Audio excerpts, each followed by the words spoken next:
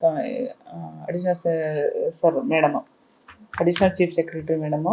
So ಅವ್ರ ಹತ್ರ ಈ ಕೇಸಸ್ ಮತ್ತು ಡೀಟೇಲಾಗಿ ಡಿಸ್ಕಷನ್ ಆಗಿ 15 ಫೈನಾನ್ಸ್ ದುರುಪಯೋಗ ಮಾಡ್ಕೊಂಡಿದ್ದಾರೆ, ಹಾಗೆ ಅವರು ಪಂಚಾಯತಿ ಅಧ್ಯಕ್ಷರಾದಾಗ ಅಧಿಕಾರ ದುರುಪಯೋಗ ಮಾಡ್ಕೊಂಡಿದ್ದಾರೆ ಅಂತ ಅವ್ರು ಸ್ವಲ್ಪ ಕೂಲಂಕುಷವಾಗೆಲ್ಲ ವೆರಿಫೈ ಮಾಡಿಕೊಂಡು ಈ ಬಗ್ಗೆ ನಮಗೆ ಆದೇಶ ತಲುಪಿದ ತಕ್ಷಣ ಅವ್ರದ್ದು ಗ್ರಾಮ ಪಂಚಾಯತಿಗೆ ಅವ್ರ ಸದಸ್ಯತ್ವ ರದ್ದಾಗಿರೋದ್ರ ಬಗ್ಗೆ ಮಾಹಿತಿ ಕೊಟ್ಟು ಯಾವುದೇ ಸಾಮಾನ್ಯ ಸಭೆ ಆಗಲಿ ವಾರ್ಡ್ ಸಭೆ ಆಗಲಿ ಅವ್ರ ಸದಸ್ಯರು ಅಂತೇಳಿ ಭಾಗಿಯಾಗಬಾರ್ದು ಅನ್ನೋದ್ರ ಬಗ್ಗೆ ಅವ್ರಿಗೆ ಸೂಕ್ಷ್ಮವಾಗಿ ತಿಳಿಸಿ, ನೀವು ಕೋರಮನ್ನು ಕೂಡ ಅಪ್ಪಿತಪ್ಪಿ ಅವ್ರು ಬಂದರೂ ಕೂಡ ಅವ್ರನ್ನ ವಾಪಸ್ ಕಳಿಸ್ಬೇಕಾಗುತ್ತೆ ಅನ್ನೋದು ನಾವು ಅವ್ರ ಪಂಚಾಯತಿ ಪಿ ಡಿ ಅವರಿಗೆ ಗಮನಕ್ಕೆ ಕೊಟ್ಟಿದ್ದೇವೆ.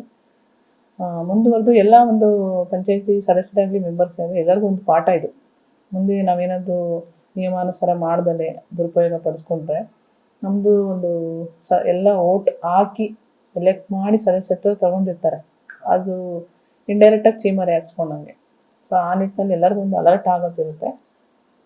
ಅವ್ರಿಗೂ ಕೂಡ ಸೊ 6 ವರ್ಷದ ಮತ್ತೆ ಸತತ 6 ವರ್ಷ ಯಾವುದೇ ಒಂದು ಎಲೆಕ್ಷನ್ಸಲ್ಲೂ ಭಾಗಿಯಾಗೋಂಗಿಲ್ಲ ಅನ್ನೋದ್ರ ಬಗ್ಗೆ ಆದೇಶ ಇದೆ. ಸೊ ಕರ್ನಾಟಕ ಗ್ರಾಮ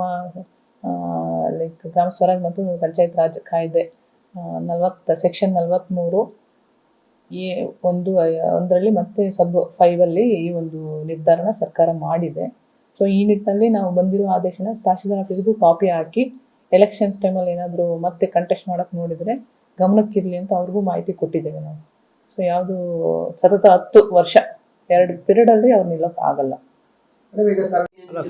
ಇವಾಗ ಹಣ ವಸೂಲಿ ಆಗಲಿಲ್ವಲ್ಲ, 5 ಲಕ್ಷ 2 ಲಕ್ಷ ಸುಮಾರು ಲಕ್ಷಗಳು ದರೋಡೆ ಆಗಿದೆಯಲ್ಲ, ಆ ಹಣ ಸ್ವಲ್ಪನೂ ಅದು ತಗೋಬೇಕಲ್ಲ, ಅಷ್ಟು ಇಲ್ವಲ್ಲ. ಬರೀ ಕ್ಯಾನ್ಸಲ್ ಆದರೆ ಸಾಕು ಅಂದ್ಕೊಳ್ತಾರೆ ಅಷ್ಟೇ. ತಿಂಗಳಿದೆ ಅವಾಗ ಕ್ಯಾನ್ಸಲ್ ಮಾಡಿ ಸಾಕು ಅಂದ್ಕೊಳ್ತಾರೆ, ಸಾಕು ಬಿಡಿ ಒಂದು 6 ವರ್ಷಕ್ಕೆ ನಿಂತ್ಕೊಂಡೆ ಅಂತ ಬೇಡ ಅಂತಾರೆ ಅವರು. ಸೊ ಅದಕ್ಕೆ ದುಡ್ಡು ಬಂದಿದ್ರೆ ನಮಗೆ ತೊಂದರೆ ಆಗ್ತಾಯಿತ್ತು, ಇಂಥ ಆದೇಶ ಪರವಾಗಿಲ್ಲ ಬಿಡಿ ಅಂದ್ಕೊಳ್ತಾರೆ. ಅದು ಏನು ಲಾಸ್ಟಲ್ಲಿ ಒಂದು 8 ತಿಂಗಳು ಮುಂಚೆ ಕೊಟ್ಟಿದ್ರೆ ಚುನಾವಣೆ ಆಗ್ತಾಯಿತ್ತು ಕಾನೂನು ಪ್ರಕಾರ. ಇವಾಗ ಆವಾಗ ಆಗಿರೋ 8 ತಿಂಗಳ ಹಿಂದ್ಗಡೆ ಆಗಿರೋ ಆದೇಶ ಅಂತ ಇವಾಗ ಕಳಿಸಿದ್ದಾರೆ. ಇವಾಗ ಕಳಿಸಿ ಕಂಪ್ಲೀಟು ಕ್ಲೋಸ್ ಆಯಿತು, ಇನ್ನು ಡಿಸೆಂಬರ್ಗೆ ಎಂಡ್. ಅದು ಎನ್ಕ್ವೈರಿ ಆಗಬೇಕು. ಅದು ಅಲ್ಲಿ ಕ್ಲೋಸ್ ಆಗಿರೋದು 10/6/26 ಕ್ಲೋಸ್ ಆಗಿದೆ. 28/2/25 ಆಗಿರೋದು ಆದೇಶ ಆಗಿರೋದು. ವಿಚಾರಣೆಗೆ ಈ ಸರಳಮ್ಮನವರು ಕಳಿಸಿದ್ದಾರೆ ಅಧ್ಯಕ್ಷರನ್ನ, ಮತ್ತು ಪಿ ಡಿ ಒನ್ನು ಕರೆಸಿದ್ದಾರೆ, ಸಿ ಒ ಆಫೀಸಿಂದ ಒಬ್ಬನ ಕರೆಸಿದ್ದಾರೆ, ಕರೆಸಿ ಎಲ್ಲ ಫೈನಲ್ ಮಾಡಿದ್ದಾರೆ ಆದೇಶ ಆವಾಗ ಮಾಡಿರೋದು ಇವಾಗ ಇಂಪ್ಲಿಮೆಂಟ್ ಆಗಿದೆ. 10 ತಿಂಗಳು ತಡವಾಗಿ ಬಂದಿದೆ. ಅಂದರೆ ಈಗ ನಮ್ಮ ಉದ್ದೇಶ ಏನಂದರೆ ಇಷ್ಟೊಂದು ಫ್ರಾಡ್ ಆಗಿರೋದನ್ನು ದುಡ್ಡು ಬಿಟ್ಟುಬಿಟ್ಟು ಬೇರೆ ಅವ್ರಿಗೆ ಸಣ್ಣ ಪನಿಷ್ಮೆಂಟ್ ಕೊಟ್ಬಿಟ್ರೆ ಏನು ಪ್ರಯೋಜನ ಇಲ್ಲ. ಆ ಪನಿಷ್ಮೆಂಟು ಕೂಡ ಸರಿಯಾಗಿಲ್ಲ ಅವ್ರಿಗೆ. ಆ ಪನಿಷ್ಮೆಂಟ್ 6 ತಿಂಗಳ ಹಿಂದ್ಗಡೆ ಎಲೆಕ್ಷನ್ ಆಗಿದ್ರೆ ಏನಕ್ಕೋಸ್ಕರ ಸಾರ್ವಜನಿಕ ಗೊತ್ತಾಗ್ತಾ ಇತ್ತು. ಯಾಕೆಂದರೆ ಕೇವಲ ಅಧಿಕಾರಿಗಳೇ ತಪ್ಪು ಮಾಡ್ತಾರೋ ಅನ್ನೋದು ಒಂದು ಇದು ಇಟ್ಕೊಂಡಿದೆ ಸಾರ್ವಜನಿಕ. ಈ ಜನಪ್ರತಿನಿಧಿಗಳು ಏನೇ ಮಾಡೋದೇ ಇಲ್ಲ ಅಂತೇಳಿ ಎಲ್ಲ ಇವ ನಮ್ಮ ಪಂಚಾಯತಿನಲ್ಲಿ ಬರೀ ಜನಪ್ರತಿನಿಧಿಯಿಂದಾನೇ ದರೋಡೆ ಆಗಿದೆ. ನಮ್ಮ ಮೇಲೆ ಅವರು ನಮಗೆ ಅಧ್ಯಕ್ಷರ ಸ್ಥಾನವನ್ನು ಕೊಟ್ಟಿದ್ದಾರೆ. ಅಧ್ಯಕ್ಷರ ಸ್ಥಾನಕ್ಕೆ ನಾನು KN ಸರಳ ಅಂತ ಹೇಳ್ಬಿಟ್ಟು ನಮಗೆ ಅಧ್ಯಕ್ಷರ ಸ್ಥಾನವನ್ನು ಕೊಟ್ಟಿದ್ದರು.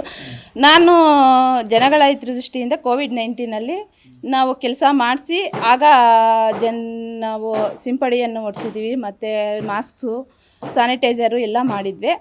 ಆಗ ಅವರು ಇದೆಲ್ಲ ನಾವು ನಮ್ಮ ಸಂಬಂಧಿಕರಿಗೆ ಹಾಕಿದ್ದಾರೆ, ಹಣವನ್ನು ಹಾಕಿ ನೀವೇ ತಗೊಂಡಿದ್ದಾರೆ ಅಂತೇಳ್ಬಿಟ್ಟು ನಮ್ಮ ಮೇಲೆ ದುರುಪಯೋಗ ಮಾಡ್ಕೊಂಡಿದ್ದಾರೆ ಅಂತೇಳ್ಬಿಟ್ಟು ನಮ್ಮ ಮೇಲೆ ಕಂಪ್ಲೇಂಟ್ ಮಾಡಿದ್ದಾರೆ.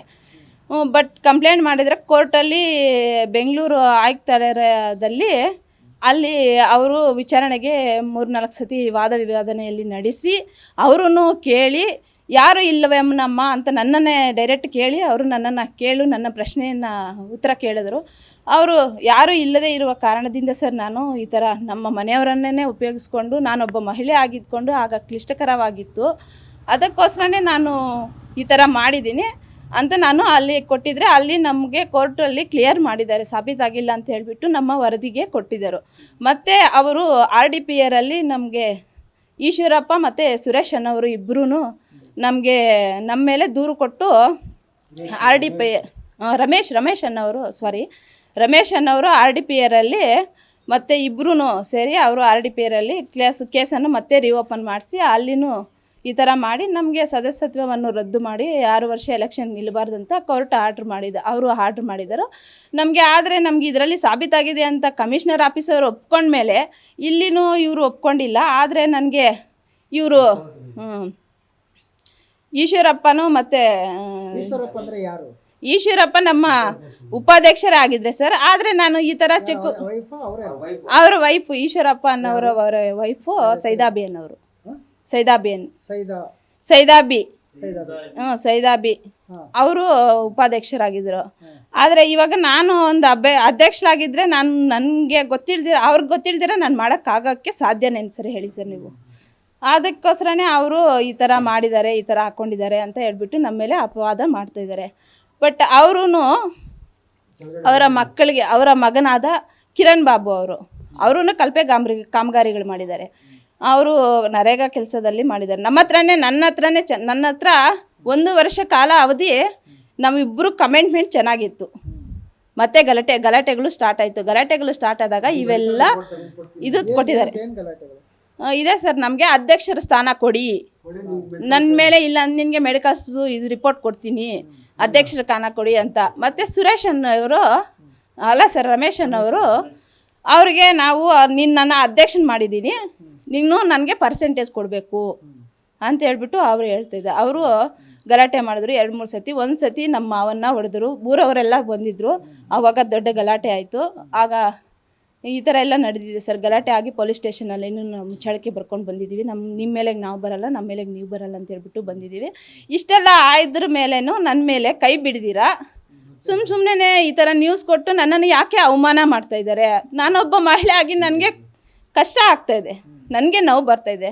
ನಾವು ಊರಲ್ಲಿ ಹೆಂಗಿದ್ದೀವಿ ಅಂದರೆ, ನಾನು ಆ ಥರ ಮಾಡೋಳಾದರೆ ನನ್ನ ಮುಖ ನೋಡಿ ನೀವು ಹೇಳಿ ಸರ್. ನಾವು ತಪ್ಪು ಮಾಡಿದರೆ ನಮ್ಮ ಮುಖ ನೋಡಿ ಹೇಳ್ರಿ, ನಾವು ತಪ್ಪು ಮಾಡಿಲ್ಲ. ಅದಕ್ಕೋಸ್ಕರನೇ ನಮಗೆ ಅವ್ರು ಬೇಕಂತ ರಾಜಕೀಯದಿಂದನೇ ಈ ಥರ ಕುತಂತ್ರದಿಂದನೇ ಅವ್ರು ಮಾಡಿದ್ದಾರೆ ಸರ್.